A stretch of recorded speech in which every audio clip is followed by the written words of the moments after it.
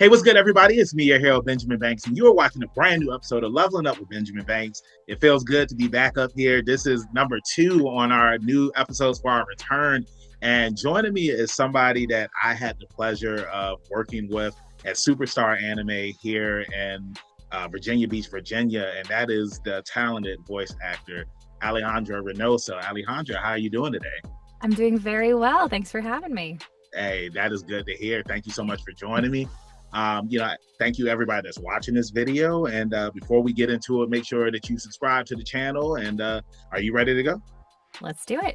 All right, let's rock. Let's level up. Yay! She said the word. Let's level up.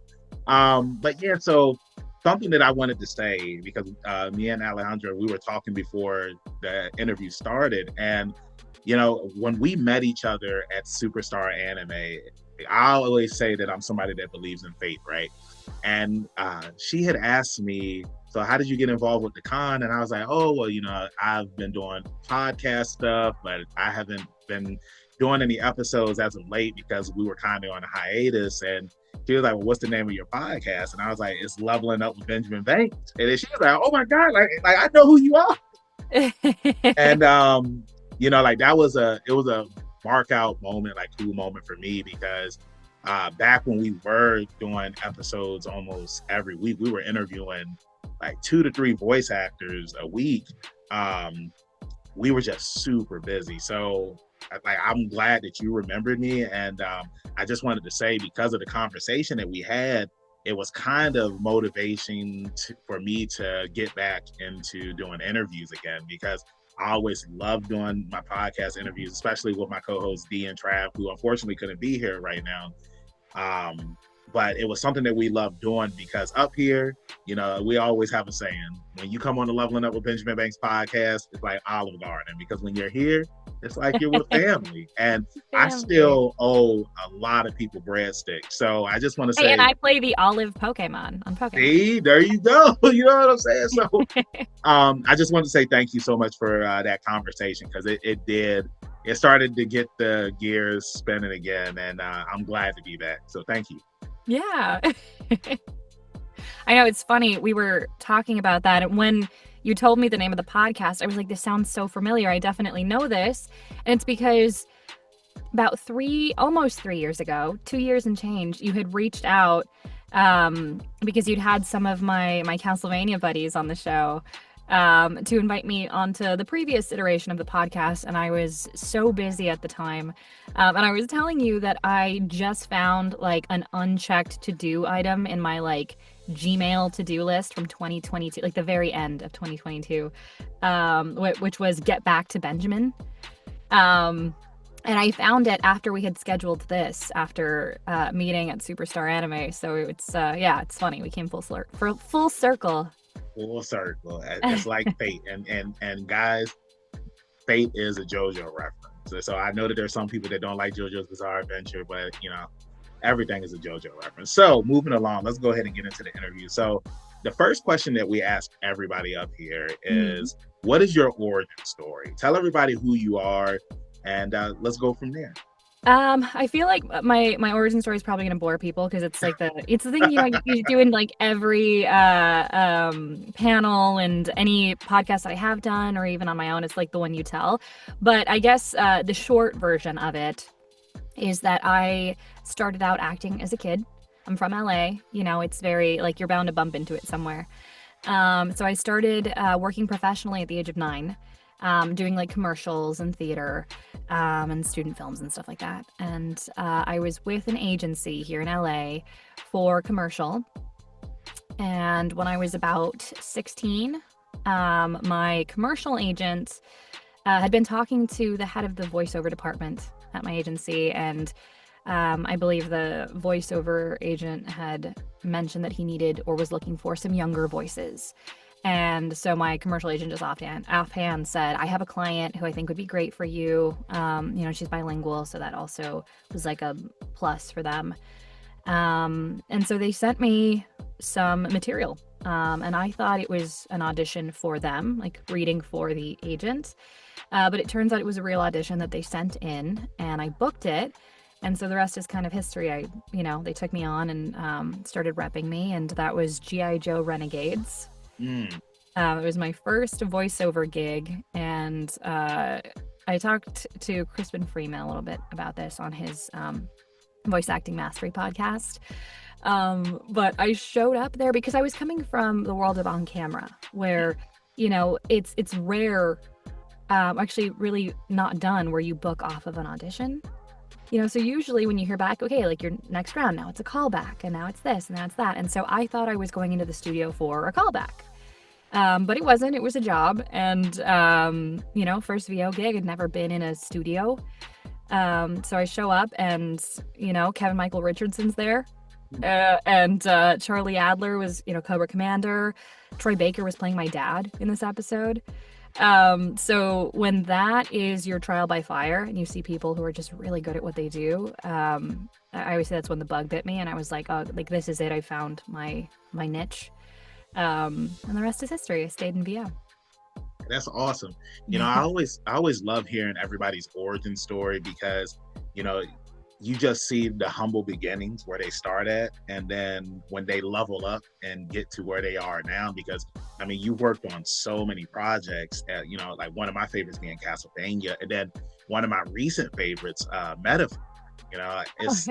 It's just an amazing feeling to see you level up in your voice acting career. And I kind of want to take it back and piggyback off of when you were saying that you was working with some of these voice actors that have been in the game for so long.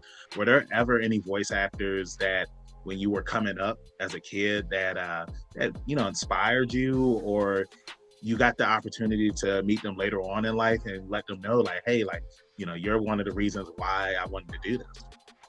It's kind of, any of the actors that I've had the opportunity to work with, all of them are a source of inspiration, because, you see people work in different ways, but like voice actors are just so good at what they do, and so getting to see people like, Gray Delisle and Kari Walgren and Kevin Michael Richardson, D. Bradley Baker, like in the studio doing what they do, or, a show that I really cut my teeth on back in the day on Nickelodeon was Winx Club. And, Amy Gross and Romy Dames, who were on the cast, felt like such mentors to me. And seeing them work and all these like little, tricks that they used in the booth was so great. It's the show where I met Josh Keaton, who was also like a huge mentor to me off of that. It's kind of like everyone you come into contact with can inspire your journey. But it's been really cool. I've now gotten to work with Lisa Ortiz, who was my director on Pokemon, who is like one of the OGs, and like, if you were looking at the credits back in the day, you'd be hard pressed to find, a Latino name. And like Lisa Ortiz was always in the mix, so that was really cool to finally get to work with her and be like, you've been doing this since the beginning, like you're doing it. So that's cool. I've gotten to work amazingly and shockingly with a lot of my heroes in this industry, and the the voiceover documentary that came out like a few years ago in the 2000s, like late 2000s, 2010s, the I Know That Voice, like just seeing that was just such a cool experience. And then getting to work with some of the people that I've now seen on there, as someone coming up in this industry, and now that I've been in this industry for a while, and I get to see new actors coming up too. It's interesting to be in this point in my career. Yeah, that's really awesome. And something I wanted to piggyback off of was because I had the opportunity to meet and interview Lisa Ortiz and Josh Keaton at two different cons. And they were super nice people. With Josh, it was a con like more in the summertime, and with Lisa, it was a con in October. And we were just talking about like Halloween stuff and horror stuff. And I can totally understand how you felt like meeting them, because Josh, he voiced Spider-Man, and then he's young Hercules. Yeah, Hercules. Yeah. Well, hold on. You mentioned Hercules. Hercules, top 5 Disney movies of all time. So absolutely. I gotta ask you right now. What are your top 5 favorite Disney movies of all time? Top 5? Okay, Hercules is one of them. Which one? Hercules is one of them. Okay. I'm All not gonna right. put them in an order because it's like, That's fine. That's right, fine. it's a vibe. You gotta, it's whatever you're in the mood for. Hercules is definitely up there. Um, The Little Mermaid was Okay. pivotal for me. Okay. So Jodie Benson. I really liked The Hunchback of Notre Dame. Okay. There's some really dark themes there, but yeah, that one has to be on the list. Oh, I only have 2 spots left. Okay, hold on. And live action counts too, because I asked people this question and hold on, we gotta split them up. I mean, we're just gonna go animation here, okay? We're gonna go animation here. Okay. You know what? Like it more recently, Coco has been a big one in my house. Okay. And also, every single time, it doesn't matter how many times we've seen this movie, every single time we watch Coco, I cry. Same. It's good. Every single time. Good. So it has to be on the list. I mean, Snow White is like the one that started it all, right? It's like, it's like the Rose Bowl of Disney animated films. Like that was the first one, and so there's something really special and nostalgic about that.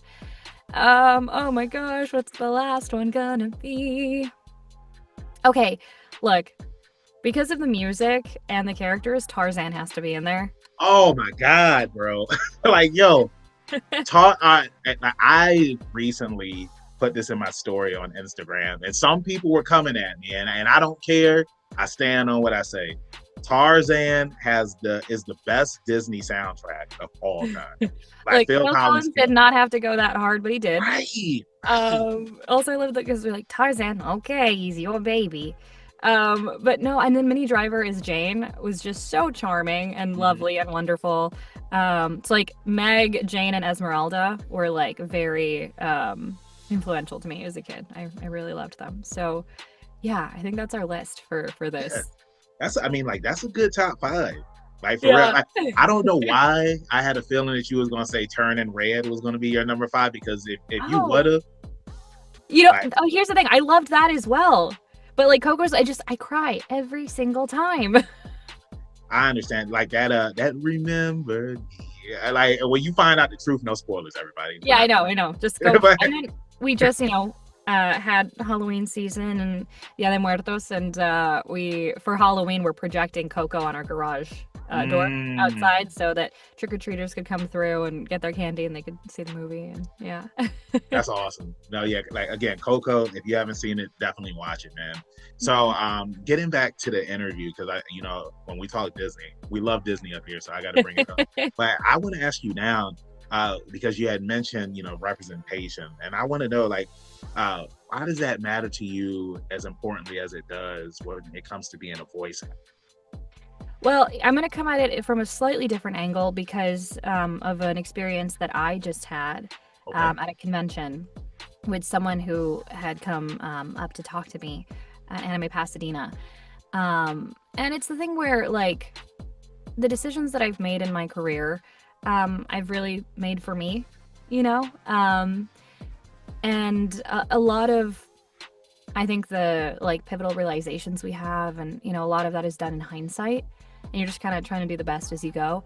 But a very lovely gal came up to me who is Mexican and basically said, like, hey, it's been really important to me and really special for me to see a Latina be in like leading spaces in these things that are very important to me.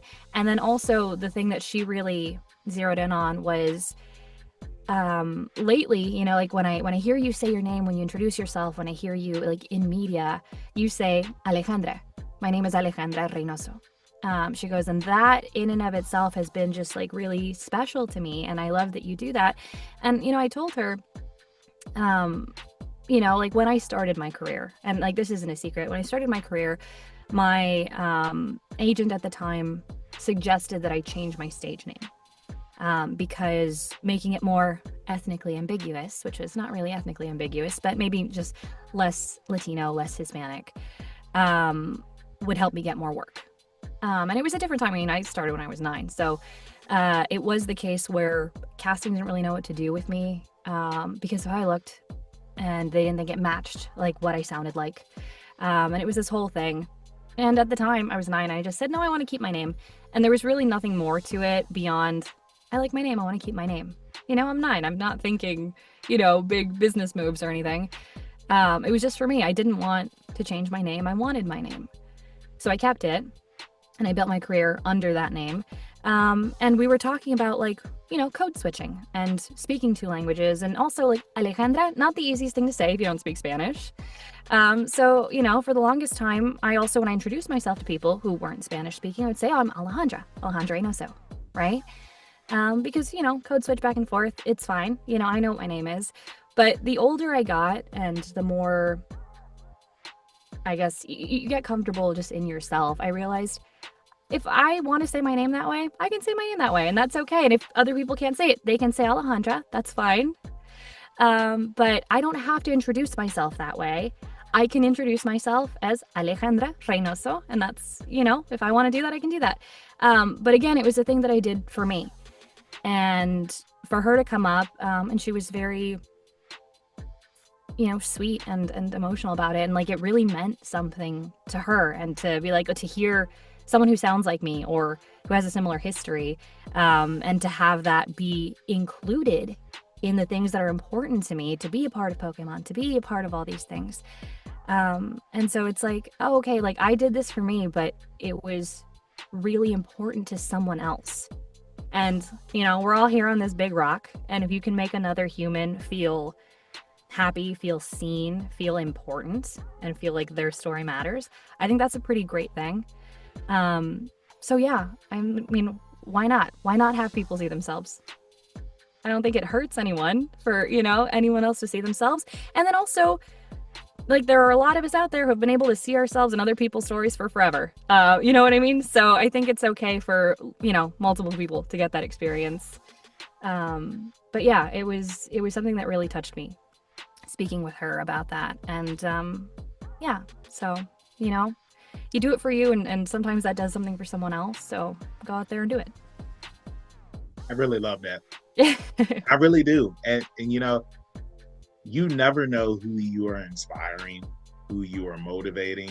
With me being a Black cosplayer, and meeting people who are younger than me, and coming up to me and telling me that I inspire them, because in the cosplay community, and it's kind of an issue that's going on right now, where unfortunately there was somebody who recently, they took their life because of bullying in the cosplay community, because they're a person of color. And it's something that we go through all the time, and it is very sad, and sometimes it can deter people from wanting to cosplay, because they love these characters just like you and me, and they want to dress up as them, come to cons, meet people, have a fun time. And then there's people online that bully them, say that, oh, well, the character's not Black, or use racist. Just let people love things, Right. And also, I think that that's a testament to the strength and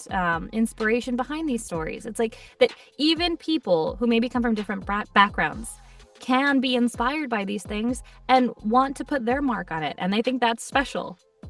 That means it's not exclusive to one group or one person or one people. You want it to be able to speak to people because it's a human experience. Right. All of these other things are important, right? And I think it's amazing to see representation of all kinds. And telling all of those stories is important, but let people love stuff, let people be inspired by things, because we're being inspired by human stories. That's the important part. Right. And again, rest in peace, Ash, Squid Kid, amazing cosplayer, super talented. And, their story, it touched so many people. And I'm glad that more people now are speaking up when people are being bullied or, targeted for the color of their skin. Because again, we're supposed to just be here having a good time, having fun, spreading love and joy. That's what cosplay really is. We're literally adults dressing up as our favorite characters, so hey, voiceover, I'm in a padded room pretending to, be a giant lady with a hammer, or a Pokemon trainer, or a magician. So right. Yeah. And people, they love you, because they hear your voice and they're just like, oh my God, she's motivated me to want to do this. For me, for example, and I'm going to ask you this question.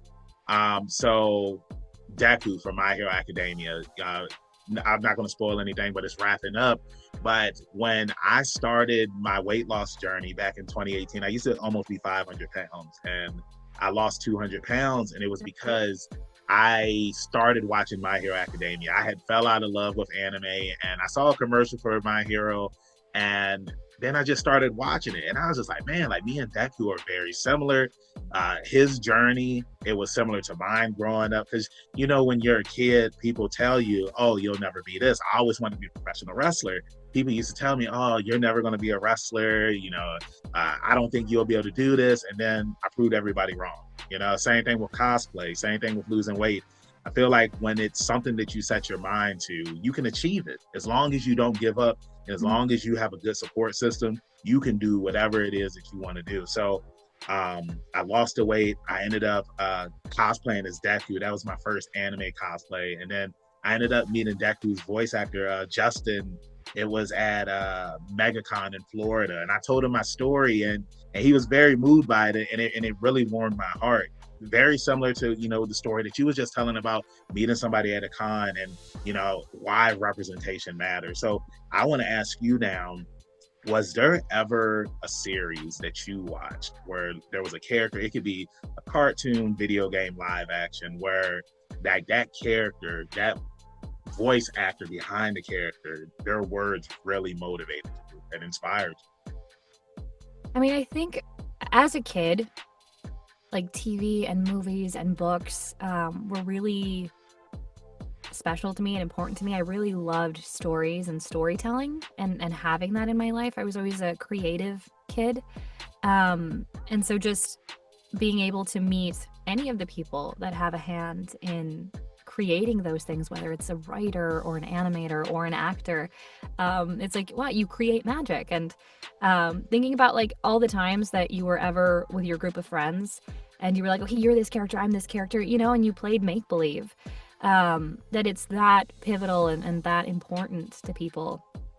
Kind of adjacent to it. So it's not a character that I was necessarily like, oh, this is me, right? But my dad and I used to watch Stargate SG-1 together when I was a kid. Like, that was our show, right? Because he loved that, and he loved sci-fi, and he was always into like the X-Files and the Outer Limits and Stargate and Star Trek and all that. But SG-1 was a show that we watched together, and so I loved that show.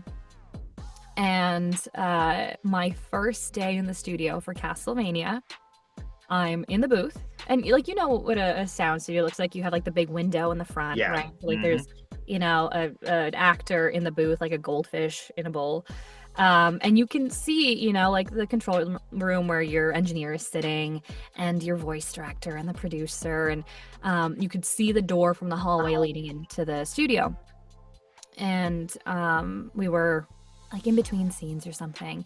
The door opens and this older gentleman walks in, and he walks across and he sits on the couch to wait. And I'm looking at him and I go, like in my head, I think that's Master Braytek.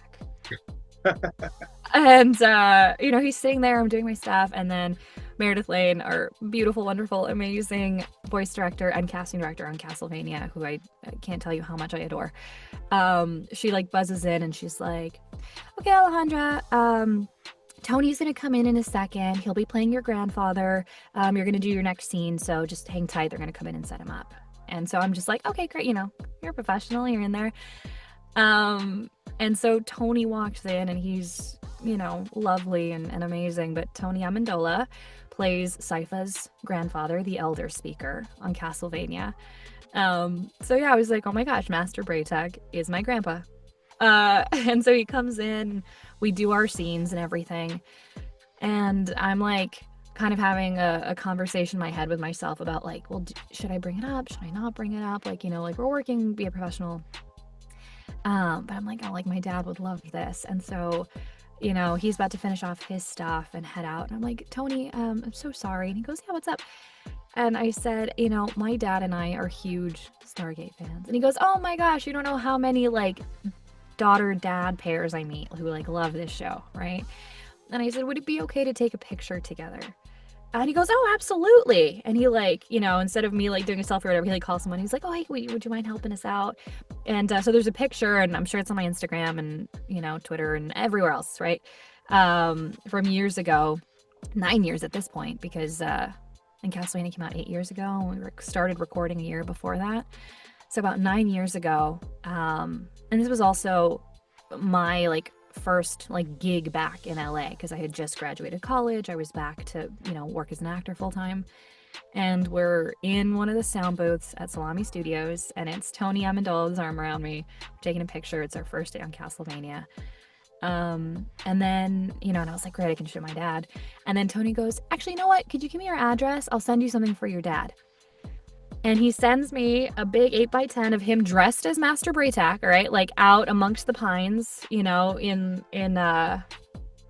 like on a snowy hilltop, like full armor with his like staff, his Jaffa staff.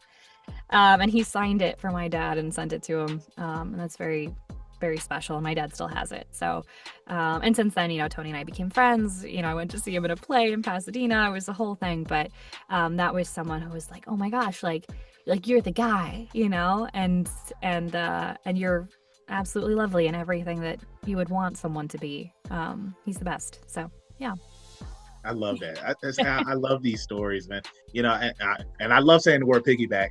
Like, you're lucky that my co-hosts aren't up here, because sometimes we be piggybacking this off of each other. Yeah, it's like a piggyback off of your piggyback.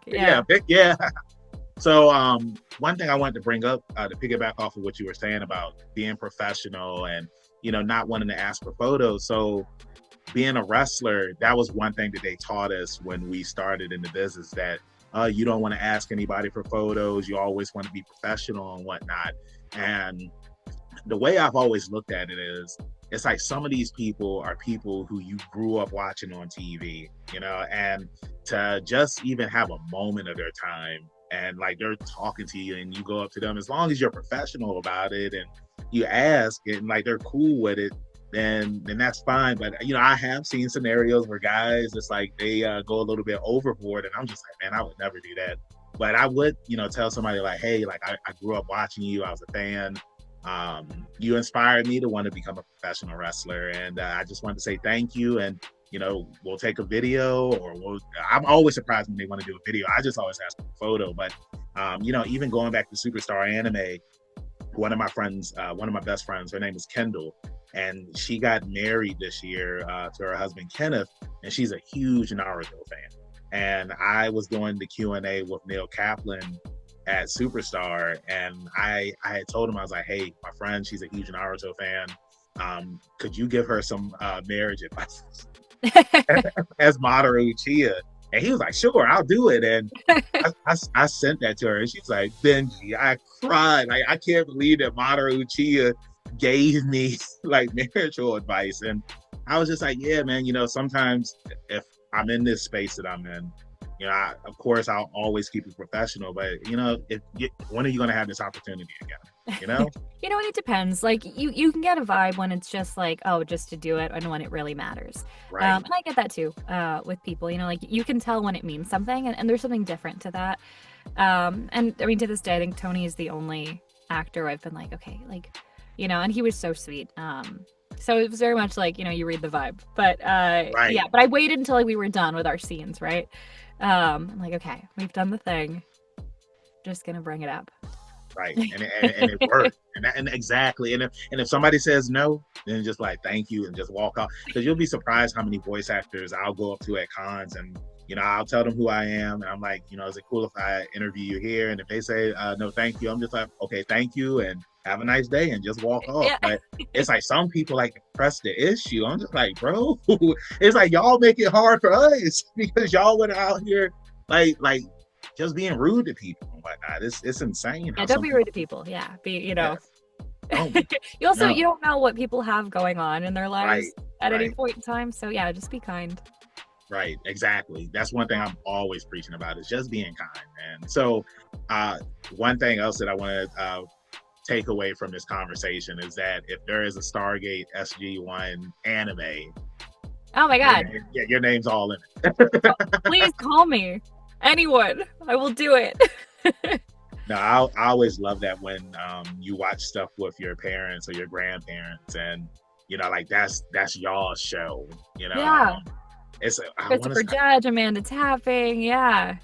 yeah, I can't remember. I think it was this past summer, and I think it was 4th of July, and I went over to my mother's house, and we were cooking for the holiday, and it was just me and her there, and I had put on Father of the Bride, and I had Oh never my gosh. You've never seen it? I had never seen it, and I love both 1 and 2. it's a good movie. Well, we watched it, and we were just dying laughing just It's so watching it, funny. but we never got the chance to watch the second one, unfortunately. You know what? You gotta watch it. You gotta do it. Yeah, I It's will. gonna make you laugh. I will because I love comedies, man. Like that's my favorite thing to do is just watch comedies and horror movies and whatnot. So, But both ends of the spectrum. right. You're like, Right. I'm releasing this cortisol one way or the other. I'm gonna laugh or I'm gonna cry. So I kind of because we're kind of getting close to the end of the interview, and I wanted to bring up because I put it out there in the ether, and I asked people if they had questions for you, Yeah. to send them in, and you would answer some of the questions. So, are you ready to answer some of those questions? Let's do it. Okay, all right, let me pull it up real quick. All right, so we are gonna go with the first person. Let me scroll up, and it is from James Jimbo Griffin. And Okay. his question is, if you could have access to one magical power in real life, like teleporting, invisibility, shape-shifting, or healing people, for example, Oh. what would you have and why? I mean, based off of that list, I would say healing people. Like that would be so like useful and like good for like me, my family, the world. I can see it also like, I mean, if you start getting to the movie of it, it's like, oh, there would definitely be like some complications to this. It's like you're only one person. But healing magic would be awesome. Yeah, for sure, because whenever you have an injury, you can just heal it just like that. Now, now to be a healer, are you the type of healer where it's like you have to touch somebody and it like say like if their leg is broken, do you touch Okay. their leg and it's healed, or is it something where it's just like you do it with your mind? Oh. I mean, it'd be cool if I could just do it with my mind, wouldn't it? Yeah, I like feel a like Professor usually what you Charles see is Xavier. like, right, yeah, just that'd be cool. Yeah. I also I was a huge X-Men fan growing up. Ooh, okay. And so like any like telekinetic powers were always super cool to me. Telekinesis. So yeah. Maybe just Well, something like well, that. look, now you know I got to piggyback because we have X-Men '97. I know Yeah. season 2 is coming out, but I think it's already been greenlit for seasons 3, 4, and 5. Yeah. And because we're nerds here, me and you, we're nerds. As they're a character that hasn't appeared on X-Men '97, and if they would appear, who would that character be, and why would you love it? Gosh, I mean, there were like a few different in the X-Men universe, like the mutant universe, that I would be interested in or love, or like some that have already come out. But I don't know, because of how like current everything is. I also don't want to say anything that I'm gonna shoot myself in the foot with. So let's just say that I love X-Men. Okay, we'll keep it. Well, hey, look, because NDAs and everything. Don't say nothing. Don't say nothing. All right, don't say anything. I'm not on the show, guys. Okay. But just it's like it's just. You would love to be up there. I'm glad that they brought it back, and it's awesome. And just X-Men in general, I love the first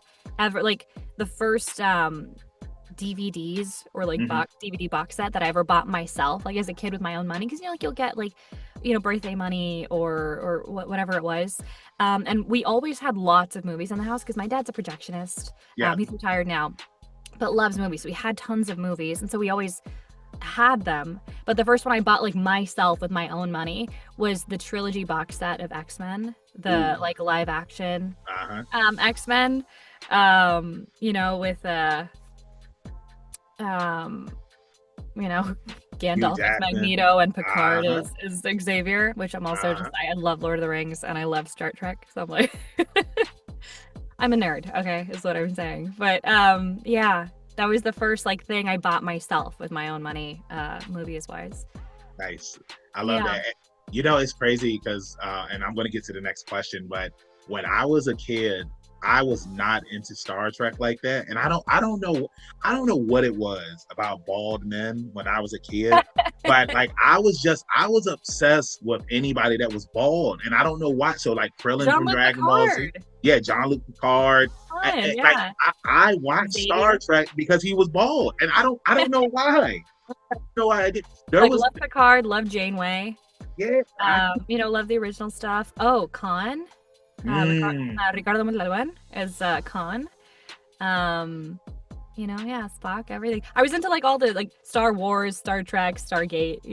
right, all the stars, Battlestar Galactica, you know, like all that stuff. Ironically, that one kind of missed me, but I say ironically because I absolutely adore James Callis, who is our Alucard on Castlevania, and he is Gaius Baltar on Battlestar, and that was one I'm always like, I have to go back and watch it. Yeah, Um, but yeah. no, that's awesome. All right, so the next question is from AGT24, and they ask, "What's it like voicing Liko? How did you get the audition to voice her, and why?" I mean, it's like a childhood dream come true, you know? I think, and this one was funny because it was very much like a wow, like oh that okay. Because I think there was this kind of like VO tag going around on Twitter at the time, or like 2 months before the audition like hit my inbox. And it's that thing where you'll see voice actors every once in a while do the like, projects I'd love to be a part of, right? And one of the things I had listed was Pokemon because I had never before had an opportunity to audition for the franchise in any capacity. And it's something that I, loved as a kid. Used to collect cards in the 90s with my dad, had binder. And my husband during the pandemic really got back into collecting.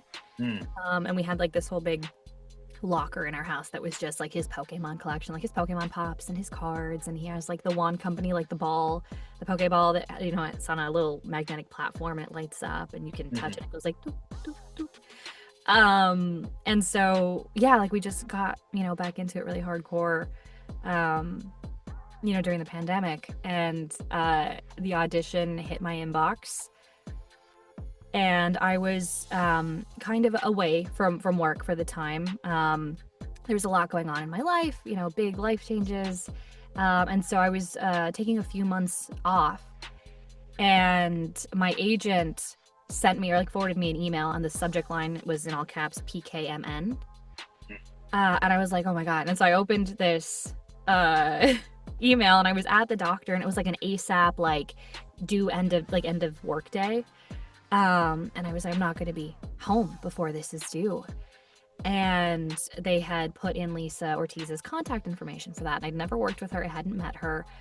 And it was very much the thing of okay, casting directors, they get swamped with emails. They have so much going on. And for a lot of, actors who are casting directors, who are directors, and they have a lot of plates that they're spinning and juggling. I was like, this could be not a good thing to do. I don't want to add more to her inbox or her workload. So I'm like, maybe I'm shooting myself in the foot if I reach out. But this was the thing where I was like, I can't not, reach out about this. So I'm going to email her and just ask for an extension to the evening. If it's okay for me to just send it in this evening, because I can't get it in by 5 p.m., but I can get it in by tonight. As soon as I get home, I'll just pop into the booth and get this recorded. So I emailed her, and she emailed back, and she was lovely, and she was like, hey, I'm going to be listening to these through the weekend, so just get it in, by this weekend, and I'm excited to hear your read. And so then I'm rushing home from the doctor, and it's just a big stack of PDFs, digital PDFs, but all of the characters are just in this long scroll through. And so I almost didn't audition for Liko because she was the last page. And so I was just going through because I was still trying to get it to her by that evening. I was like, I'm not gonna, I have to just get it in. I've got this extension. I don't want to push my luck. And so I went through the stack, auditioning for all like all the characters basically, not all of them, but most of them. And so I almost didn't make it to Liko, and I scrolled to the end and I saw her, and I put down a read and I sent that in, and I felt okay about everything. Like generally, you're kind of like, oh, I'm probably not going to hear. I mean, with everything, you're like, I'm not going to hear back for this at all. Or some stuff you're like, I don't know that I love that. But generally for everything, I try not to send something in if I don't feel like it's a good representation of my work. And definitely more now. I think Ryan Bartley, who is an amazing actress, and also part of the Pokemon universe and Sonic and everything, she once said something to me that really clicked, where it's like, at this point in my career, I'm like not throwing spaghetti at the wall, and hoping something sticks, just being more methodical about things. I'm like, oh, I really love that, especially now that, I'm so busy. And you want to be economical and treat your time meaningfully and put out really good work. And so, but I felt okay about it. And I felt like, I feel like I have a good shot here to be on this show. And I was like, I just want a one-off. Like if I could be in an episode, like playing any small character, like I would, love that. And I was like, I feel like I have a shot, but we'll see. And then I got the call back for Liko. Like I got the email that I had a call back, and they said they want you to read for Liko. And I was like, oh my gosh, like, I did it. Like I got a call back. I still had no idea Liko was the main character. I came into the studio. We did like the callback to picture, and just like based on what I was seeing on the screen and doing, I was like, oh wow, like her storyline seems like pretty good. Like I might get a couple episodes out of this, like, oh my gosh, okay. And like it was great, but it was still a thing of like, might never hear back again, but that was cool. And then they sent the email that they were offering me the role of Liko, and I was like, oh my gosh, I'm in Pokemon, it's crazy. And I feel like, like it feels pretty meaty, so like, maybe she's gonna stick around for a bit. And then I went into the studio first day, which is it's a funny callback to like my G.I. Joe job, where like you show up to the studio on the day and it's the job, and I'm like, maybe, I knew I'd booked the role, but I didn't know she was the main character, until Lisa Ortiz is introducing me, and this is our lead, Liko, and I was like, what? Our lead? And that's when like all the pressure starts like setting in, and you're like, oh my gosh, the lead of Pokemon, which could have set me into a spiral right then and there. But you get into the studio, and like once you're in it, it kind of, everything else fades away. And she's on Route 22, the bus comes out of the tunnel, you see the Onyx. I'm like, oh my god, we're back in the Kanto region, which was like, it takes you back to being a kid. Like we're back at the beginning, and it feels like every like little dream and imagining that you had as a kid, where they plucked you up and they're like, oh yeah, and like now you're on the bus and you're in the Kanto region where Ash was, right? And so you're having this moment where you're like, oh, I'm getting to live out that childhood dream where, okay, like you're a Pokemon trainer, you're on Route 22, you're on the bus, you're seeing an Onyx and a Fearow and like all of these Gen 1 Pokemon. And so at that point I was in it, and then we just kept plugging away, and so that's how it happened. It wasn't like exciting from the perspective of like it was an audition like any other, but it was one where I had to be like, I want to shoot my shot, so can I get like a 2-hour extension, a 3-hour extension, so I can get home and just get something on tape for you. The rest was history. Yeah. Yeah, that's awesome. That's awesome, man. So now we have one from, it's me, one, Dice, and two, Misa. And they want to know, could you recite a line of Cypher's dialogue in Spanish? Yes. I'm like, which line? This is also like when people come to cons and they're like, oh, can you like write a quote from the show? And I'm like, yeah, do you have one in mind? They're like, no, you pick one. And I'm like, oh my god, I gotta pick from all of them. Let me Google Cypher quotes. Like I have a bunch of them in my head, so I'm always like, oh, do you guys want like, like cool, or do you want funny? And then that narrows it down for me, and I can choose from that. But like on the more like, tough sci-fi side. She has a line season 1. So that way, if anyone hasn't gotten to Castlevania yet, we'll do season 1, so it's not a spoiler. But she literally just says, "I didn't ask you to fight for me," which would be, "No te pedí que pelearas por mí." Uh, there you go. It's the first That time was awesome. you're hearing sci-fi in Spanish. Now, I want to piggyback now and ask you. So, Yeah. what was Castlevania? Was it dubbed in Spanish as well? Yeah. There's a Spanish language version. Okay. Yeah. Okay, because I was gonna ask, because like some shows, it's like they're not dubbed in like different languages. But I was like, oh No, well. it's dubbed in Japanese, German, Spanish. I'm sure a bunch of them, because like Netflix will, when they release stuff, they release multiple languages. It's like the same for Pokemon, right?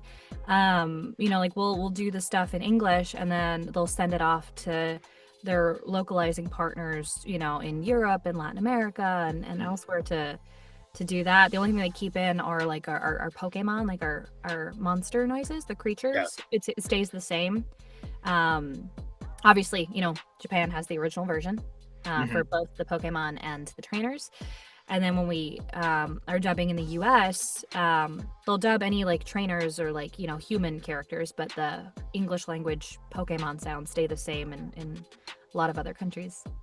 Okay, yeah, because now, and this is another piggyback, because I know when Encanto came out, some of the voice actors in that movie, they did both the the Spanish dub and the English dub. Yeah. Now, was that an option that was that sucks, because that would have been cool. Yeah, no, it generally and it's more recent, I think, that you see that, especially with things like Coco or Encanto, where like if they have actors that speak both languages, they'll have them dub themselves. But for the shows, generally, like, 'cause if you're localizing, it goes to like a studio that localizes the whole thing. So it's localized in Latin America. It's localized in Europe, in other parts of the world. So it would have gone like all together to whoever was dubbing it into Spanish, and then they cast it and do that. But yeah. Okay. All right. Thank Yeah. you. Yeah, I mean, it's just interesting. It's something I've always wondered. So, this next question comes from Diva with a handgun. Super generic, probably, but what are some tips for getting into voice acting, and what is one of your favorite roles? I mean, the short of it is get into acting class, and that doesn't even mean necessarily going out and finding an expensive acting class. Like if you're in school, do theater or join a drama class just to get a feel for it and see if you like it and start picking up skills, because you really can't take the acting out of voice acting. If you do, then you're just doing impressions of things that already exist. But definitely classes, see if you like it, see if it's something that's worth investing in, and if you love it and you're willing to put the time and energy into building that craft, then invest in yourself. But there's so many amazing free resources available now that weren't available when I was coming up, when a lot of my peers were coming up, especially with just like how much the internet has just grown out and our community has found its space there. But Yuri Lowenthal and Tara Platt have a book, Voiceover Voice Actor, which is an awesome book and has exercises in it as well. And I think they recently are really building out their curriculum. There are great podcasts available, like Crispin Freeman's Voice Acting Mastery. My friend Paul Castro Jr. has a podcast called the Points of Experience podcast. And those are all things that you can access for free. The big one is D. Bradley Baker's website. I want to be a voiceactor.com. It's literally all there. So I would start with, consuming and absorbing all of those free resources that are coming from like credited sources from actors that are working, and then study the work of people that you admire and you enjoy their work, and go from there. Yeah. Thank you. And they also wanted to know, what was one of your favorite roles? One of my favorite, oh my gosh. I mean, you love all of your roles for different reasons. With Castlevania in particular, it's something that is going to stay with me for the rest of my life. For so many reasons. It is also the job that changed the way that I operate as an actor and the way that I think about stuff and my career as it is now. Um, I met really, really amazing people on that project, and people that are still friends to this day, and have completely changed my life. So there's something so special, and that would be incredibly difficult, nearly impossible to replicate, I think, in anything else. So I really am grateful for my time on that show, and I miss it terribly, and I love the people that I got to work with on that show, like our showrunner Kevin Coldy, our voice director and casting director Meredith Lane, Sam and Adam Dietz, the cast. Like, come on, it was just it was such a special show, and I'm so glad that it was made and they were able to get it done. It was a long fight for Kevin and everyone, and especially for Kevin, who really believed in it and really stuck with it. And I'm just so grateful that they let me be a part of that. And then now getting to be on Pokemon, that's crazy. Winx Club was where I cut my teeth as a voice actor. I wouldn't be here without Winx Club. I definitely wouldn't have the career I have now without Castlevania. And yeah, I mean, they're all very much like pinch me moments. And like, wow, I got to grow up and do the things that I loved as a kid, and be the characters that I admired as a kid. And that's pretty crazy to be able to say. Yeah, I mean, it is. It's one of those things. It's like going back to when you were 9 years old and you were first getting your foot in the door, and then like seeing where you are now, getting all those experience points and then leveling up. Yeah. And now it's like you're doing stuff that it's just like, kid, you never thought that you did. No, So yeah. It's always an amazing feeling. And like I always do, I give people pinkies up because it's a huge accomplishment. It really is. I mean, I do eventually want to get into voice acting, and My Hero's over now, but Vigilante's just started. So you never know. I could start doing some voice acting, and then I'm like, oh, I'm on Vigilantes. Like, this is awesome. Yeah, I made it. So Dragon Ball Z. You don't know what doesn't exist yet. So exactly. So final question for you before we wrap this thing up. This one comes from Ash Photos Cost, and they want to know, is there anything that draws you to any certain characters when it comes to voice acting and going for that particular character? Or is it just like a normal process of sending in your audition tape when it comes to whatever character is available? I mean, it's generally, it's not exciting in the sense that anything I've ever done or anything I've ever worked on has been the result of an audition. So every character I've played, to an extent, and like the characters that people know me for, really, and love, it's an audition that came into my inbox from my agent, and I recorded an audition and sent it in, and I booked it. But yeah, I think, especially in voiceover, it's interesting because I think as voice actors, we're just very willing to play on any level. Mm-hmm. And I think there's definitely like, you get cast as certain things because certain things connect with you more, or seem to fit, and it speaks to the casting director, to the director, whoever's listening on the other side. But yeah, like we still come in and we're ensemble players. We do additionals and NPCs, and we do main characters, and we do side characters, and it's not so linear as it might be with someone on camera, where maybe like you go from doing co-stars to guest stars and leads, or series regulars, and there's sometimes more of a plan. And if you've played now a certain level, you don't want to go down a level necessarily. You have to maintain a certain brand and a certain level of whether it's co-star or guest star, and voice actors kind of pop around and be everyone, so there's not so much a strategy in that way. But there are certainly, when auditions come in, things that you connect with more, right? Right. Like I remember when Gallica for Metaphor came in, when that audition came in, it was one of those where, like, it's the kiss of death sometimes as an actor to be like, oh my God, I really want this one. because then you start getting too precious about it and it can affect the work. And then also it's like, nothing is really yours. Right. So, and I guess it depends, because like you can also say it's like what's yours is yours and those things happen. But I mean, like when it comes in, like you don't own any of that and nothing is for sure. And so to be like in the headspace of I want it versus let me just do some good work or do my version of this character, it can affect the space you're coming from. But Gallica is one where I was like, oh no, I want it. And so it was one that didn't have a super fast turnaround. Like it had like about 3 days before it was due. And so I very much procrastinated on that one. Like I put it off until the last day I could, because I really loved her. And it's kind of like once you put something down, it's really gone, you know? And so, yeah, you just procrastinate where I'm like, I was auditioning for other things, and this one, it was the one I wanted, but I just refused to like put something down and like get behind the mic for it. And then I did, and I sent it in, and that one went my way, which is, like statistically usually not the case, but that was one of them where it did.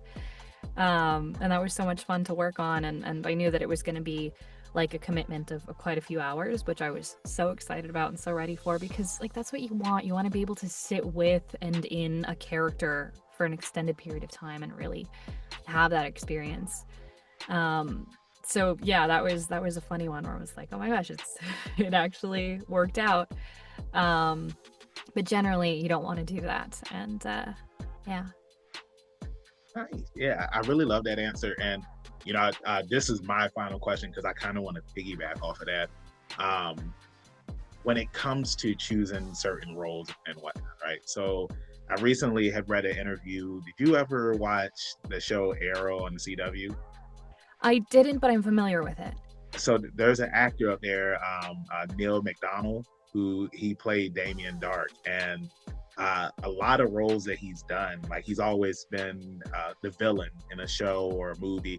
You know how there's certain actors where you see them in something, it's just like, yeah, they're always a villain, and then when they're finally in something when they're supposed to be a good person, I'm just like, no way, no, like don't switch it up on us now. When is the twist going to come where he's going to turn evil? But one of the things in his contract is, if there is a scene where he has to kiss somebody, he won't do it, because the only person he wants to kiss is his wife.